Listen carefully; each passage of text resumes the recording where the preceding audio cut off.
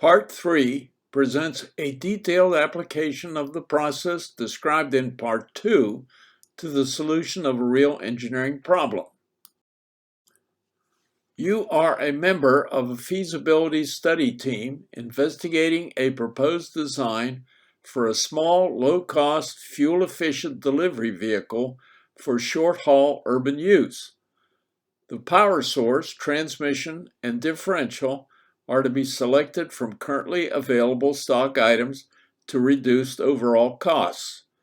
These will include a small internal combustion engine with a 3-speed automatic transmission and a standard rear-wheel drive differential. The first task assigned to your group is to develop design criteria and engine speeds at which shifting in the automatic transmission should take place for maximum vehicle acceleration. One of your associates says, "That's easy. Since maximum power is required to overcome power loss due to air drag on the vehicle, shifting should take place when the power from the engine is maximum in all 3 gears." Another of your colleagues says, "I don't think that's right. Shifting should take place when the maximum torque is being delivered. After all, it's the torque delivered at the rear wheels that generates the force at tire interaction with the road that accelerates the car." They both turn to you for support of their different criteria. How do you respond? Is either right, or should shifting be defined by some other consideration? The first step in formulating an operational problem definition is to develop a thorough understanding of the physical system involved and its operational behavior. In this problem, the system is the drivetrain of the proposed vehicle. This includes the engine, transmission, drive shaft, differential, and rear wheels. The engine is a rotary power source that delivers an output torque that varies with engine speed in RPM. A typical graph of output torque at full throttle versus engine speed generally peaks in the first half of its operating range and then drops off. Knowing torque versus speed, the power output is simply the product of the two. In terms of horsepower, this is expressed as the relationship shown where the torque, capital T, is in foot-pounds and the speed, capital N, is in RPM. This results in a horsepower curve that rises almost linearly and peaks later than torque before dropping off suddenly. The normal operating range for an internal combustion engine is about 1,000 to 5,000 RPM.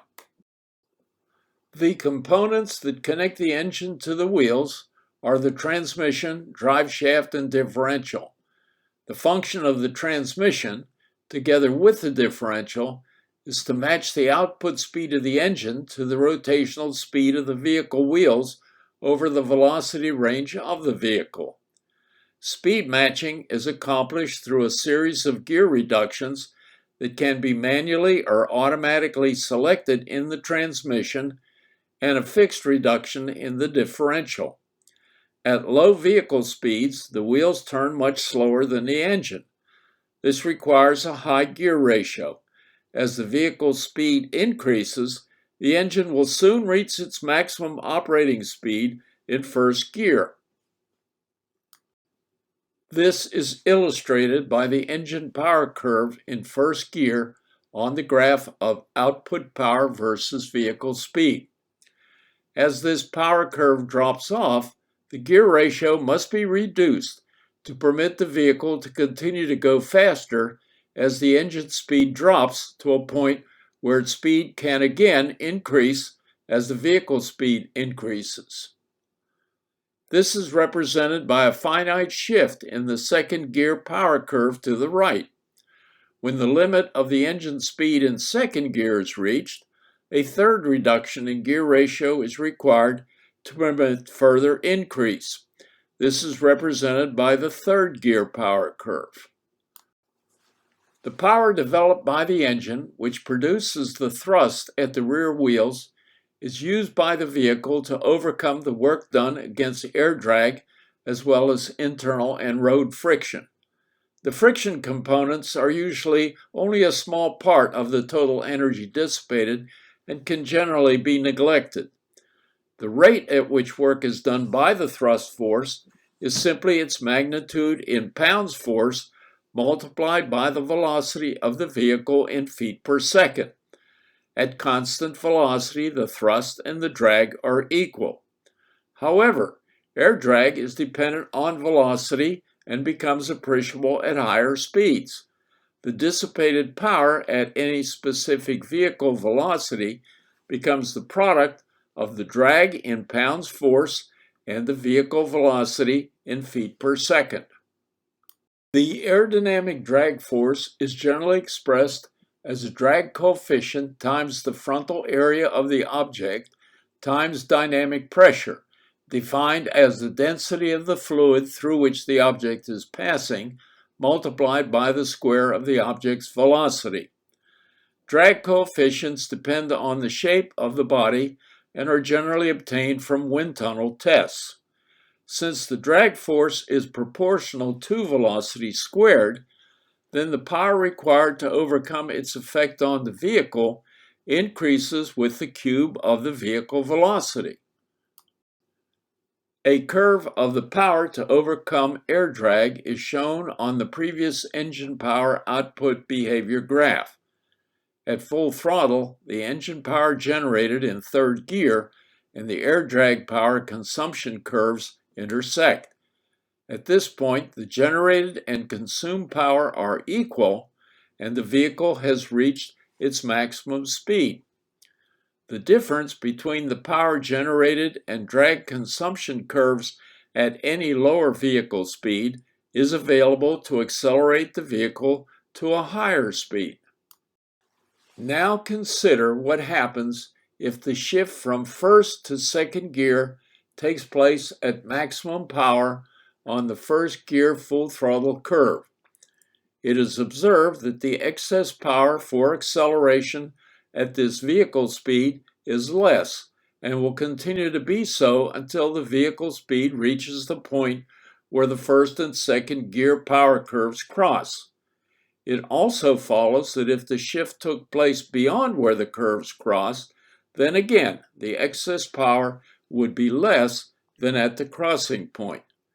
This is also true at the shift from second to third gear. These observations establish this as a criterion for the shift points for maximum acceleration from a power available and required perspective. It is interesting that this shift criterion for maximum acceleration based on power available and required was determined in the process of understanding how the system functions. This emphasizes how important it is to first understand the system and its behavior. However, this result raises additional questions that need investigation before a complete response that meets the original need can be provided. Does the engine torque available and torque required at the rear wheels as a function of vehicle speed also define an optimum shift point similar to that determined for power? Do the criteria for torque and power occur at the same vehicle speeds? How is the numerical value of this speed determined? The curves of available engine torque at full throttle in first, second, and third gears on a graph of vehicle speed will appear similar to power curves except for one significant difference. The peak torque decreases as the transmission shifts to match increasing vehicle speed. This is because a positive gear ratio multiplies the torque through the system.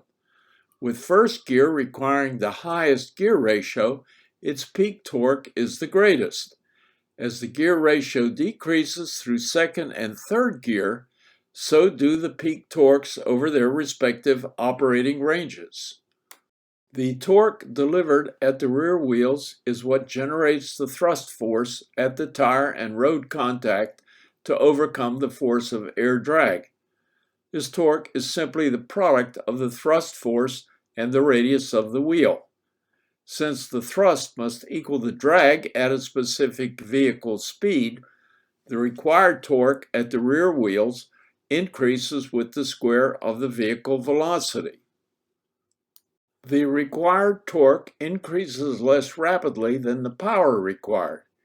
It is again observed that the torque required intersects the third gear available torque. At this point, the vehicle has again reached its maximum velocity. Now consider what happens if the shift from first to second gear takes place at peak available torque. The torque available suddenly drops. The excess torque available for acceleration is less than if shifting was delayed until the first and second gear available torque curves cross. This behavior is repeated at the shift from second to third gear. The optimum shift point is again where the torque available curves cross to provide maximum acceleration. The questions that still remain unanswered are, do the shift points for power and torque occur at the same speed, and how is that speed determined? Answering these questions requires analyzing a set of specific numerical specifications for the proposed vehicle design. This is undertaken in Part 4 of these presentations. Go on to Part 4 for the completion of the solution.